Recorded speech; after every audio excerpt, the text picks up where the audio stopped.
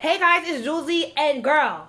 Yeah, we are back with a bang. It is season 3 of Insecure, and we are back with the reviews because this is just a show that inspires so much daggone conversation that, wait, where's my notebook with my daggone note? You see, it is Sunday, a week before the show even premieres, and I am recording a review because by the time this goes up, I'll be in the French Riviera making bad decisions with my money. But I wanted to make sure I was giving my smart brown girls what they deserve. My apartment right now is a mess because I am moving out tomorrow, and I have so much going on. I think by now we know HBO loves sex.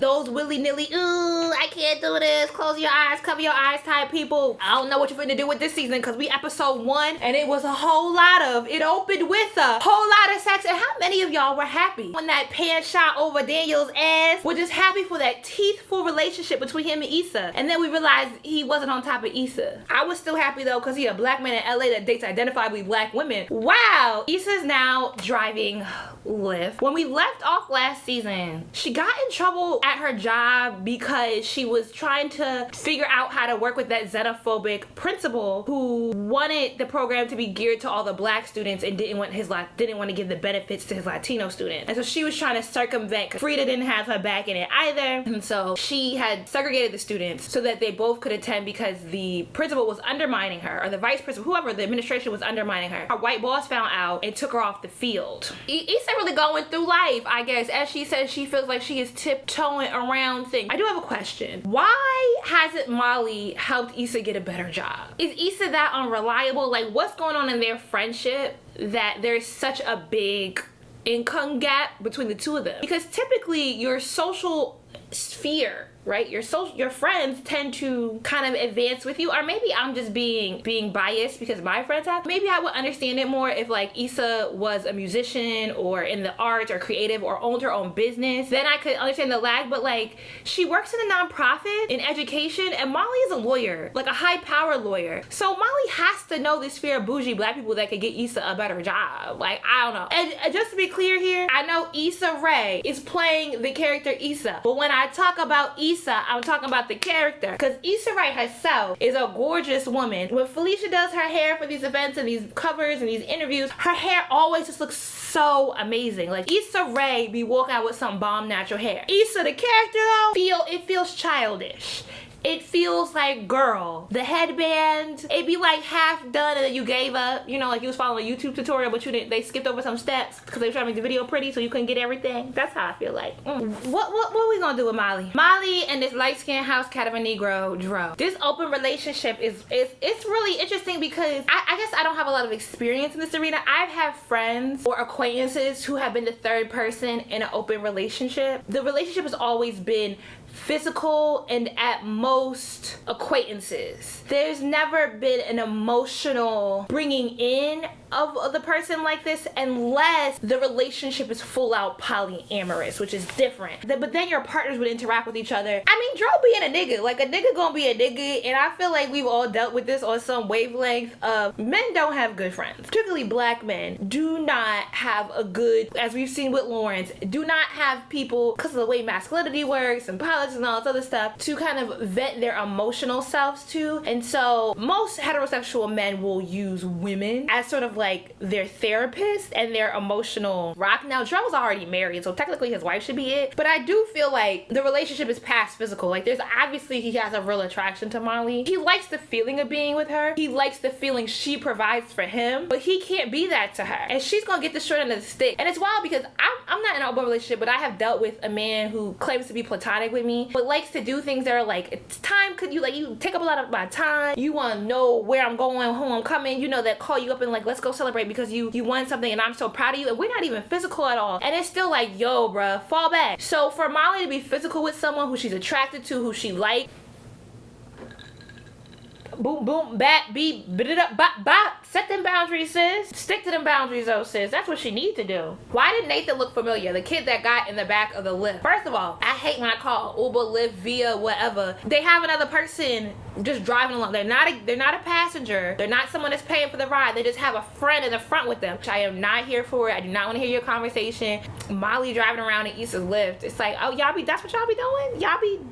Y'all be down for that? The kid Nathan looked hella familiar though. I don't know where he's from. I tried to look up the actor and I couldn't figure out who it was. That was hella funny when he beat old boy up, because you didn't think old boy really tried to second guess him and really thought he was about to like mollywop a little light-skinned dude, and the little light-skinned dude came up with some jujitsu. Don't ever underestimate a house cat, bruh. You underestimated the wrong cat. All right, so I guess the big arc in this episode was Daniel and Issa. We never really got an explanation of why Issa didn't really stay at her brother's house, but I guess we saw in their interaction. I have a lot of questions, right? Does Issa have a right to have any expectation of Daniel in this situation? Because rent is not cheap in LA. You got somebody letting you sleep on their couch, inconvenience them, take up their space, and you not paying them no money, no dime. You ain't giving them no pussy, boo. You just a platonic friend. Who are you to expect something of him? Now, I don't think Issa's wrong for feeling the way she feels, because truth be told, yeah, I would feel some type of way too if you was like, I like you. Whether or not I want to act on liking you, whether or not I'm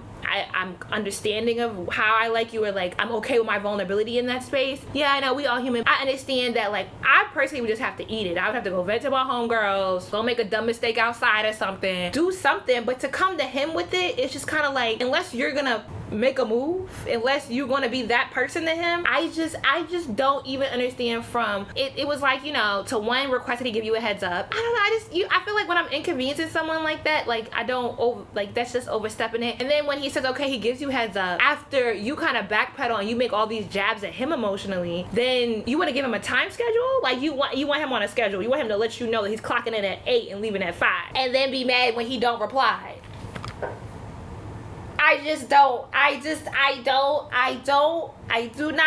I'm not clear. I feel like this episode, one, the cinematography has gotten better. The music is always good, but I just feel like their budget must have got a whole lot bigger, because it's just this, I've only watched one episode and I'm like, yo, I think visually the shots that they're getting, like they must have got a better camera budget, because the quality of the camera, like it was never a piss poor show. It was never a poorly done show. This ain't BET, it's always been HBO. It's always been good, but the level is just like, wow, like y'all really took y'all time with it. And so I watched this episode 4 times and I was like, okay, how do I literally approach this? But I'm just like, we just gonna be all over the place. Before we even got to Dro, I guess Molly was in Jamaica. Talk about, oh wow, you have your visa.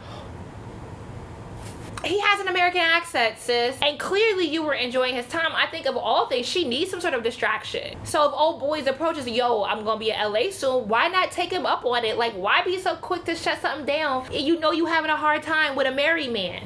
You know you having a hard Dro tried to pull Molly card because she said Candace's name. See, this is what I don't understand about the Dro situation. I met this Negro at the NAACP Image Awards, and I went up to him. I was like, yo, you play a light-skinned house cat on TV. He thought I said he's a light-skinned house slave. I mean, same difference, sure. And he was like low-key offended, and I'm like, how? Why? And then he came up to me like 10 minutes later like, oh, you said house cat. Yo, that's just wild funny. I'm like, yeah, nigga, you're a house cat. You're a light-skinned house cat. When a man is with another woman and he's dabbling with you, he can't say their name. He don't want you to say their name out loud. They'll be like she, her, but they won't say her name. And then if you say their name, they get hella offended. Like, and I don't even think what Molly said was like that disrespectful to Dro for him to be set off like that. It was like, wow, she really pressed the button there, sir. Like, bloop, right there. And I guess, you know, Molly said she bloop, bloop, bloop, bloop. She bloop. I'm just wondering how long they can keep it up. There's a real deal emotional connection between the two of them.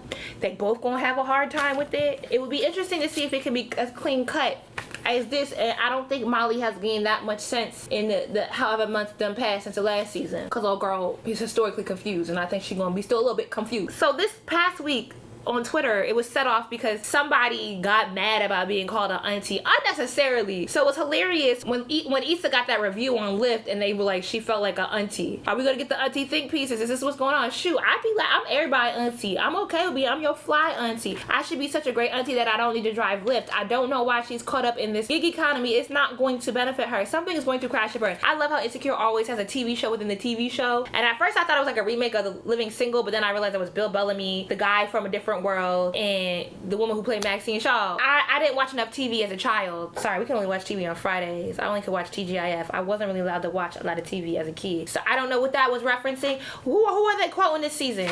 Is it Frank Ocean? Is it Drake? Catch the quotes for me, okay? You know, it's the first episode. Where are we gonna go with this? Lawrence is not coming back because Issa has actually broken up with him, and in real life, niggas don't hang on like that. I'm actually happy about that. I'm sure there will be new male characters. Molly gonna have a whole lot going on with this Dro and getting her key back. Based on the previews, I imagine at some point in time, Daniel and Issa hook back up. Yeah, Molly in this new job. Issa need a new job. I hope this season Issa get a new job. It is hot.